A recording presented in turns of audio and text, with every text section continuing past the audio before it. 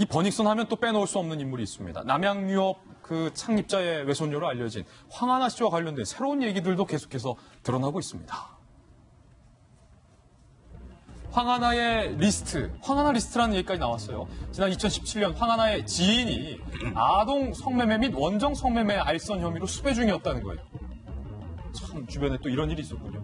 황하나 씨가 지인에게 마약 투약 연예인 명단을 텔레그램으로 전달하면서 이걸로 검찰과 거래하라 라고 했다라는 의혹까지 제기가 됐습니다.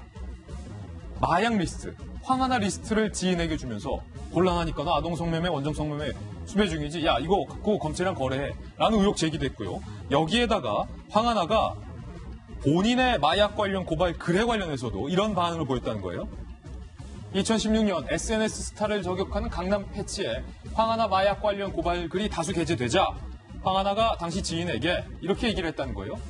아니, 야, 그 사람이 스트레스 받으면 잠이 안 올 수도 있고 불면증 있으면 수면제 먹는 거 되는 거 아니야? 남양유업 손녀인 거 알면서 나를 왜 건드려? 라고 얘기했다. 김병현 박사님. 네. 마약 리스트와 날 왜 건드려?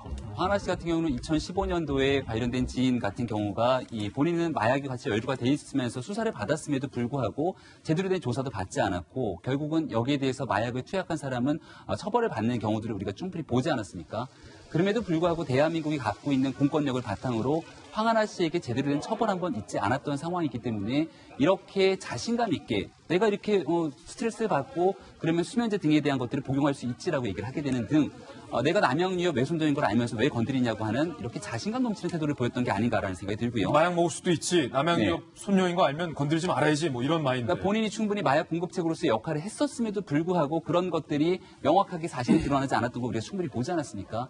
더 충격적인 사실은 이제 이 황하나 씨가 본격적으로 대중의 관심을 받게 됐던 건 박유천 씨와의 연관성 더하기 버닝썬에 핵심적으로 좀 연루가 되어 있는 것이 아닌가라는 얘기일 텐데 지금까지 드러난 정황으로 보건대 아직까지는 우리가 보고 있는 수많은 사건 중에 극히 일부만 드러난 것이 아닌가라고 충분히 의심해 볼 여지가 있는 것이거든요. 근데 만약에 황하나 씨가 지금 이렇게 제기가 되고 있는 황하나 리스트가 실제로 존재하고 여기서 황하나 씨로부터 특히 박윤철 씨와는 같이 마약을 했던 사실이 지금 인정이 되고 있기 때문에 여기에 추가적으로 마약을 공급하는데 어떤 연예인들이 같이 개입이 돼 있다면 이 사건이 퍼질 수 있는 파기력은 일파만파 커질 수밖에 없을 겁니다. 하지만 앞서 굉장히 중요한 사실을 지적해줬던 것처럼 지금부터 이런 황하나 리스트가 있다 그러면 여기에 대해서 누군가를 의심하는 사람들이 생겨나게 될 것이고 그런 측면들을 자칫 일파만파 커지게 되면 2차, 3차 피해가 있을 수 있기 때문에 이런 측면들을 충분히 주의하고 조심해서 가도록 노력을 해야 될 것 같습니다. 황하나 씨가 그런가 하면 이 정신병동, 폐쇄병동에서도 인맥 자랑을 했다라는 제보도 들어와 있습니다.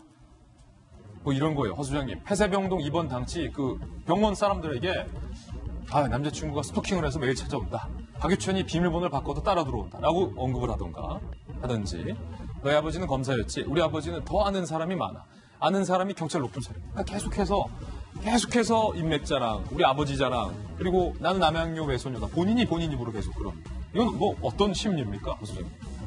기본적으로 가정교육을 제대로 못 받았다라는 얘기밖에 우선은 할 수 없을 것 같습니다. 또한 이제 보고 자란 만큼 그 아이들은 그 부모 그대로 한다라는 것을 우리 부모들은 알고 있잖아요. 어느 순간 아이가 내가 했던 말, 내가 정말 하고 싶지 않은 나의 부정적인 걸 따라할 때 깜짝깜짝 놀랄 때가 있습니다.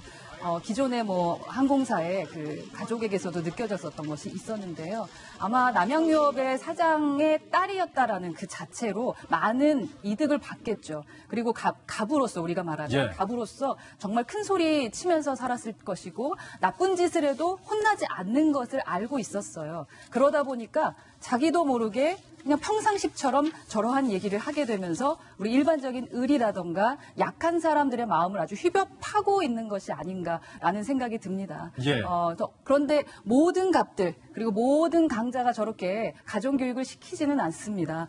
분명 내 딸, 내 아이들이 내 뜻대로 되지 않는 건 알지만 잘 나가는 강자일수록 그 아이들 관리, 본인들의 태도 관리가 더 많이 필요하다라는 것을 더 많이 느끼게 하는 그런 사건이 아닌가 싶습니다. 너희 아버지는 검사였지, 우리 아버지는 국회의원이야.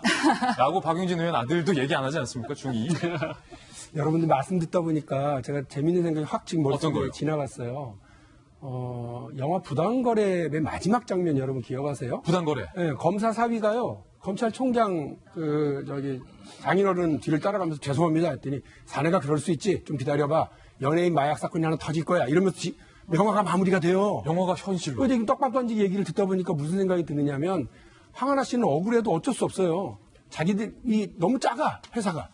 지금 여러분 얼마 전에 여러분 마약 관련해서 현대, SK. 3세들 그다음에 삼성에서도 프로포폴 이 사건들이 쭉 나오다가 싹 사라져버렸습니다.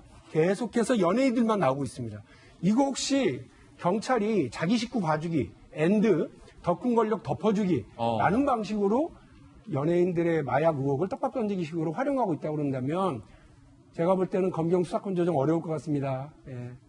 이상입니다. 경찰 유착 의혹만 제기됐는데 아직까지 수사상 드러난 게 없기 때문에 그 부분도 좀 국민들이 많이 좀 답답해하는 것 같아요. 두 번째 의혹에 대해서도 전달해드렸고